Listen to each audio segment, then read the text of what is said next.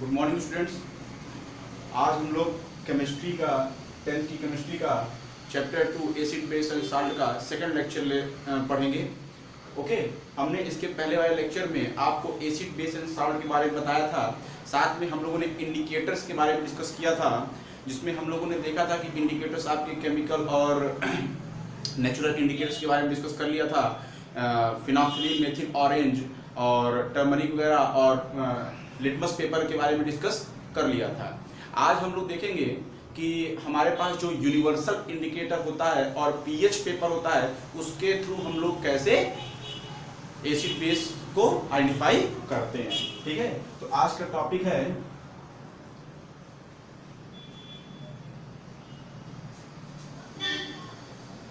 Universal indicator. Universal indicator, universal indicator को अगर आप समझे तो इसके नाम से आप समझ सकते हैं कि हाँ, ये हर तरीके एसिड और बेस में यूज हो सकता है, उसको आइडेंटिफाई कर सकता है।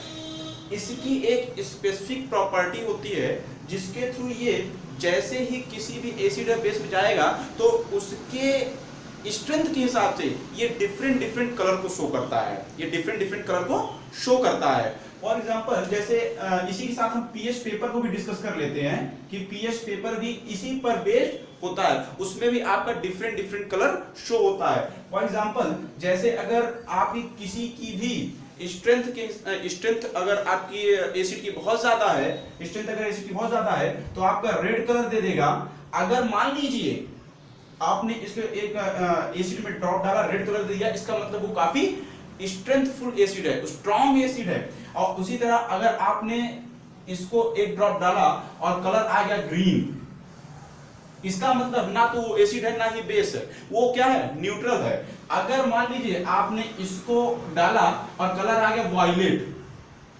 तो वो यहां पर एसिड है, यहां पर न्यूट्रल है, यहां पर बेस। ये सबसे स्ट्रॉन्ग बेस हो जाएगा, ये सबसे स्ट्रॉन्ग बेस हो जाएगा। और बीच बीच में यहां पर डिफरेंट कलर शो होते हैं, जिसमें वो स्ट्रेंथ के हिसाब से होते हैं। जैसे आपका रेड के बाद आपका पिंक आ जाएगा, पिंक के बाद ऑरेंज आएगा, येलो आ जाएगा, फिर ग्रीन आ जाएगा। इधर आप जैसे ही जाएंगे तो स्काई लाइट ब्लू, फिर धीरे धीरे वायलेट कलर में चेंज होगा। ठीक है, तो ये आपकी चेंजिंग जो होगी, ये चेंजिंग आपकी यूनिवर्सल इंडिकेटर जैसे ही स्ट्रेंथफुल एसिड में, स्ट्रॉन्ग एसिड या फिर किसी भी टाइप के एसिड में पहुंचेगा तो अपने हिसाब से कलर को चेंज कर लेता है। इसीलिए इसको यूनिवर्सल इंडिकेटर कहते हैं, क्योंकि इसमें हम सब कुछ देख सकते हैं कि हमारा जो एसिड है वो कितना स्ट्रॉन्ग होगा, कितना नहीं। ठीक है, तो यूनिवर्सल इंडिकेटर क्या होता है? Universal indicator is the substance by which we can identify the acid and base according to their strength. According to their strength means it is the substance, it is a chemical, कर लीजिए, chemical by which we can identify the acid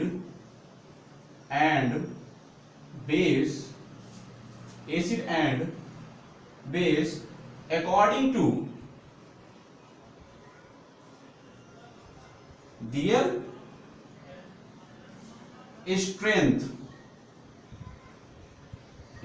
their strength, ठीक है। Universal indicator क्या है? ये वो chemical है जिसके थ्रू हम एसिड और बेस को आइडेंटिफाई करते हैं अकॉर्डिंग टू देयर स्ट्रेंथ। ये मालूम पड़ेगा कि वो कितना स्ट्रेंथफुल है या नहीं। ठीक है, तो इस पर बेस हम लोग देखते हैं। ठीक, यही हमारा रहता है, इसी टाइप से हम लोग इनका स्ट्रेंथ भी फाइंड आउट कर सकते हैं। आप इसको जब 11 पहुंचेंगे तो आप जब 11 में पहुंचेंगे तो आप इसमें इसके लिए प्रैक्टिकल करके इसमें देखेंगे भी कि हाँ, कितनी किसके एसिड की वैल्यू होती है। ओके, नाउ अगर पीएच पेपर के बारे में डिस्कस किया जाए, पीएच पेपर के बारे में दिया जाए तो पीएच पेपर के लिए सबसे पहले आप पीएच वैल्यू जानिए क्या होती है।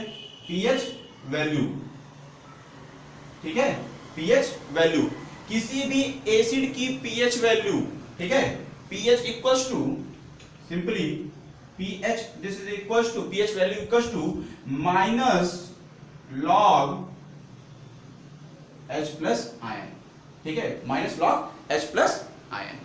ओके, अब देखिए minus log H plus ion का मतलब क्या हो जाएगा हमारे पास, किसी भी एसिड में प्रेजेंट हाइड्रोजन आयन, किसी भी एसिड में प्रेजेंट हाइड्रोजन आयन का कंसंट्रेशन जब इस वैल्यू में रखेंगे तो जो न्यूमेरिकल वैल्यू आएगी वही क्या कहलाएगी, पीएच वैल्यू। वो क्या होगी, पीएच वैल्यू। इसका डेफिनेशन अगर देखें, it is negative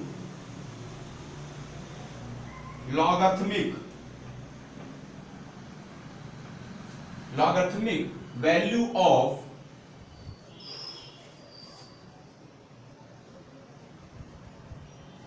hydrogen ion concentration present in acid. It is negative logarithmic value of hydrogen ion concentration present in acid. Okay, this is the pH value. अब pH value के according ये हमारे पास जो pH paper होता है, pH scale जो बनती है वो 1 to 14 बनती है। क्या बनती है, 1 to 14, 1 2 3 4 5 6 7 8 9 10 11 12 13, ठीक है, ये इसके अकॉर्डिंग रहती है। यहां से ये एसिड की रेंज है, यहां से ये बेस की रेंज है, और ये आपका न्यूट्रल होता है। क्या होता है, न्यूट्रल। फॉर एग्जांपल वाटर क्या होता है आपका, न्यूट्रल होता है। तो वाटर का जो कलर आएगा उसके हिसाब से यहाँ पर ग्रीन शो होता है, ठीक है। जब इस पेपर को डालेंगे तो उसका कलर क्या हो जाएगा, पेपर का ग्रीन। एसिड में डालेंगे तो रेड होगा, रेड होगा। अगर पीएच वैल्यू 1 है, रेड हो जाएगा। 2 3 है, इसके बीच में अगर आता है तो पिंक हो जाएगा। 3 4 के बीच में आएगा तो ऑरेंज हो जाएगा। फिर इधर येलो टाइप में, येलो में चेंज होगा। इधर जब जाएंगे तो ब्लू होता जाएगा, पहले लाइट ब्लू रहेगा, फिर धीरे धीरे डार्क होते होते वॉयलेट में कन्वर्ट हो जाएगा। और ये सबसे स्ट्रॉन्ग बेस है, यहाँ पर ये सबसे स्ट्रॉन्ग एसिड है। तो पीएच पेपर को हम लोग इसी के अकॉर्डिंग, पीएच पेपर की हेल्प से हम इसी के अकॉर्डिंग अपने एसिड और बेस की स्ट्रेंथ को पता करते हैं कि हमारा एसिड बेस स्ट्रॉन्ग है कि वीक है। ओके, और साथ में उसकी पीएच वैल्यू भी हम लोग फाइंड आउट कर सकते हैं, और साथ में ये भी देख लेते हैं कि एसिड है या बेस। ओके, ठीक। अब देखिए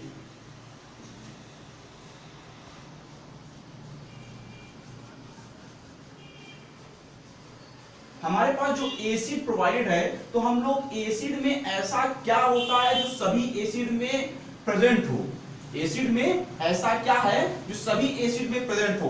फॉर एग्जांपल जैसे हमारे पास कुछ एसिड्स दे देते हैं, HCl हो गया, H2SO4 हो गया, H3PO4 हो गया,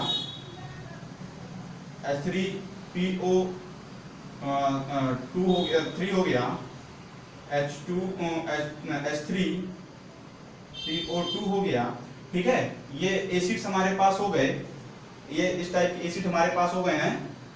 अब हम लोग इसमें देखेंगे कि हमारे पास एसिड में ऐसा क्या प्रेजेंट होता है कि हम लोग को सभी एसिड में कॉमन हो जाए, ठीक है। अगर हम लोग इसको वाटर में डालें तो किसमें टूटेगा, H++Cl- में। इसको वाटर में डालेंगे तो ये किसमें टूटेगा, 2H+Cl- SO4 2- में। इसको डालेंगे तो क्या होगा, 3H++PO3 3- में चेंज होगा। इसको डालेंगे तो हमारे पास 2H++HPO3 2- में चेंज होगा। इसको डालेंगे तो ये हमारे पास H++H2PO2 माइनस में चेंज हो जाएगा, ठीक है। ये इसमें चेंज हो जाएगा। अब जैसे ही हम लोग देखते हैं कि ये इसमें चेंज हुआ, अब देखिए सभी एसिड में क्या कॉमन है, देखिए सभी एसिड में H+ आयन कॉमन है, सभी एसिड में क्या कॉमन है? H plus ion. इसीलिए जब भी एसिड को आप वाटर में डालेंगे तो वो तुरंत H अपने आयंस में ब्रेक होगा और आपको H प्लस आयन तुरंत मिल जाएगा। ठीक है, तो this is the common in all type of acid, means hydrogen ion is common in all type of acid. अगर हम लोग देखें कि हमारे पास अगर कोई भी एसिड है, अगर उसमें वाटर हम लोग मिलाते हैं तो हमारे पास एक स्पेसिफिक कंपाउंड बनता है H3PO4 प्लस Cl-, ठीक है, ये बनता है। यहां पर ये वाटर जो है वो ऐड हो जाता है। इसको हम लोग देखें, ये क्या है? This is H plus plus H2O, ठीक है, इसको कहते हैं हाइड्रोनियम आयन। इसे क्या कहते हैं हम लोग? Hydronium ion. और यही बताता है कि एसिड की स्ट्रेंथ क्या है, इसी की वजह से एसिडिटी होती है। लेकिन वाटर न्यूट्रल है तो हम लोग केवल इसको कंसीडर कर लेते हैं समझने के लिए कि H प्लस आयन अगर प्रेजेंट है तो वो एसिड है। सभी एसिड में H प्लस आयन देने की टेंडेंसी होगी, ठीक है, डोनेट करने की टेंडेंसी होगी। ओके, सभी एसिड में H प्लस आयन डोनेट करने की टेंडेंसी होगी। ठीक, means H plus ion is common in all type of acid. H plus ion is common in all type of acid.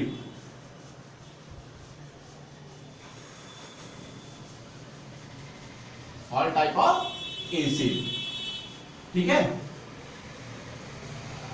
अब देखिए, अगर हमारे पास हम जब एसिड के पढ़ते हैं तो एसिड कितने टाइप के होते हैं? Types of acid. एसिड आपके दो टाइप के होते हैं, पहला स्ट्रॉन्ग और दूसरा वीक। पहला स्ट्रॉन्ग और दूसरा वीक। स्ट्रॉन्ग एसिड आपके क्या होते हैं? स्ट्रॉन्ग एसिड आपके, ये जो एसिड है ये आपके नेचुरल एसिड है।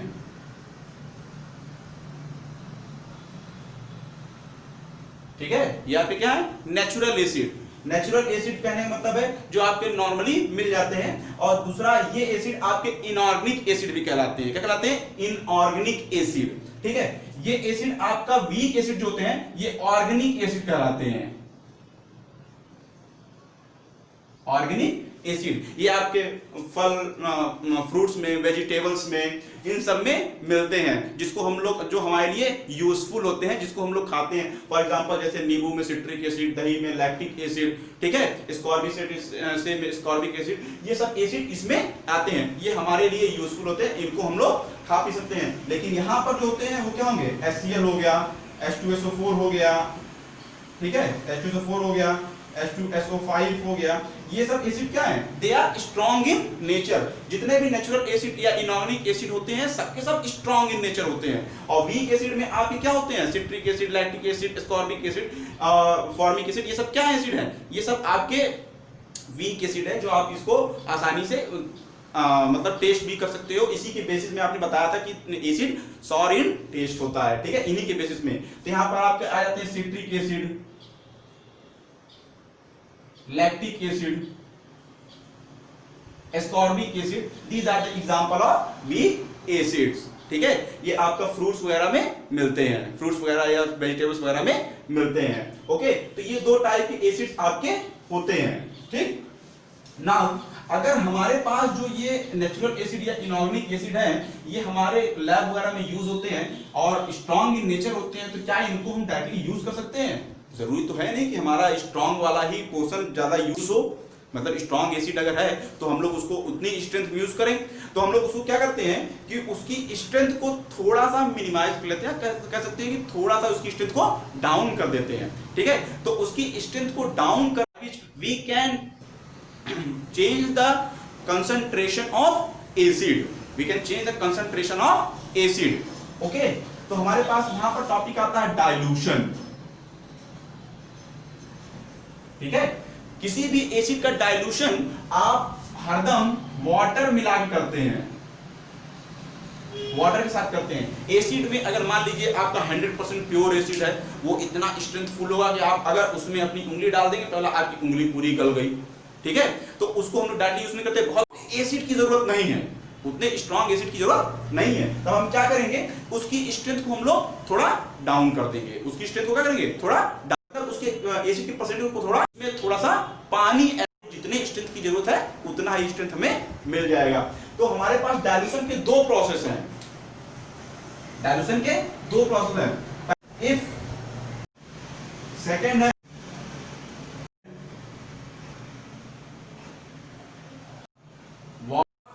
हरदम पानी में एसिड को मिलाइएगा, कभी भी एसिड में पानी को ना मिलाइएगा। अब उसका रीजन देखिए क्या होता है। अब अगर आपने मान लीजिए एसिड ये वाटर में एसिड को मिलाया, ठीक है, पानी ज्यादा अमाउंट में है, ठीक है, सॉरी वाटर को एसिड मिलाया, एसिड ज्यादा अमाउंट में है। एसिड क्या होता है, हीट, जैसे ही वाटर के साथ में मिलता है तो हीट एनर्जी इवॉल्व करता है। आप जैसे ही पूरे कंटेनर में पानी रखे, एसिड रखे रहेंगे, यहाँ पर एसिड रखे रहेंगे, अब आप थोड़ा थोड़ा करके पानी जब मिलाएंगे, यहाँ पर पहुंचते ही वो तुरंत एसिड के साथ रिएक्ट करेगा और वेपराइज हो जाएगा। इतना हीट एनर्जी इवॉल्व होगी, तुरंत वेपराइज हो जाएगा और वेपर फॉर्म। जैसे ही आप देखिए, अगर आपका वाटर है उसमें आप एसिड मिला रहे हैं, रिएक्शन वही होगी, एक्सोथर्मिक रिएक्शन ही होगी। तो जो हीट एनर्जी इवॉल्व हो रही है वो उन सब को हीट करने में क्या हो रही है, कंज्यूम हो जा रही है, जिसकी वजह से क्या होता है, एसिड वेपराइज, वाटर वेपराइज नहीं होता और अपने साथ एसिड को नहीं अपने साथ एसिड के कंटेंट को ला करके आपको हार्म नहीं पहुंचा पाता। ठीक है, तो ये वाला जो प्रोसेस है, यही प्रोसेस आपका क्या है, यूजफुल है और यही प्रोसेस आपका सही acid. Dilution is the process by which we can change the strength of acid. ठीक, और इसमें क्यों आप एसिड को वाटर में मिलाते हैं और क्यों वाटर को एसिड में नहीं मिलाते, यही आपका होमवर्क है। आप पूरा नोट्स प्रिपेयर करेंगे, नोट्स प्रिपेयर करने के बाद इस क्वेश्चन का आंसर भी देंगे कि आप पानी में एसिड को मिलाते हैं या एसिड को पानी में मिलाते हैं और क्यों। ओके, और बाकी पीएच वैल्यूज को आप प्रिपेयर करिए कि पीएच वैल्यू आपके पास कुछ एसिड और बेस एग्जांपल लीजिए और उनके पीएच वैल्यूज को उनके सामने लिखिए, ये आपका होमवर्क रहेगा। Okay, thank you.